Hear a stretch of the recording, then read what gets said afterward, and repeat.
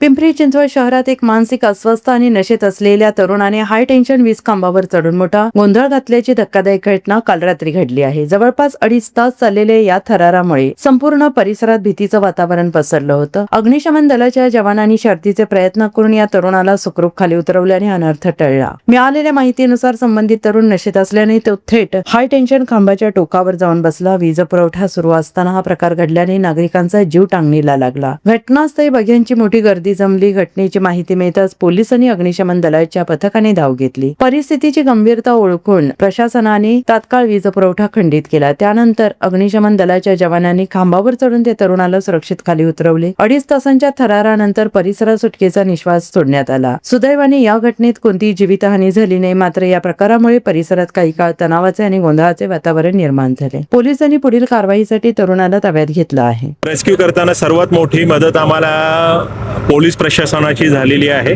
पोलिसांनी आमच्यासाठी रस्ते मोकळे केले, ट्रॅफिक कंट्रोल केलं, त्यामुळे आम्हाला रेस्क्यू करण्यासाठी खूप मदत झाली। ॲज वेल ॲज आपल्याला MACB चे जे अभियंता वर्ग आहे त्यांनी तात्काळ इलेक्ट्रिक सप्लाय आयसोलेट केला।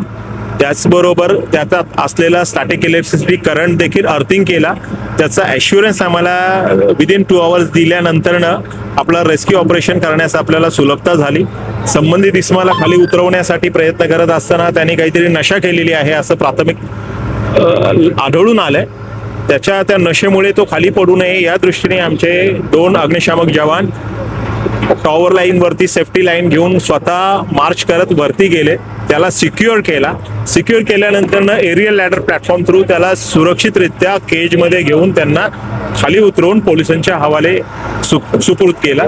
पुढील फर्दर मेडिकल ट्रीटमेंट करता त्यांना रुग्णालयात पाठवण्यात आलेला आहे। कारण अशा परिस्थितीमध्ये आपण वरती जात असताना त्याचा बॅलन्स जर सुटला, तो चुकून पडला, तर आमचा जो रेस्क्युअर आहे त्याच्या अंगावरती पडल्यानंतर जो पडणारा इसम आणि रेस्क्यू करणारा जवान त्यांचे दोघांचे जीवित धोक्यात येऊ शकतात। आमचा जवान जरी सिक्युरिटी लाईननी वरती गेलेला असला तरी तो जो इसम आहे डिहायड्रेट झालेला आहे, त्याला पाणी नाही आहे वरती, आणि त्याच्यामुळे उष्णतेत तो किती वेळचा वरती आहे, त्याचा स्वतःच्या हातात किती दम शिल्लक आहे, किती ताकद त्याची शिल्लक आहे ते आपल्याला अंदाज बांधता येत नाही।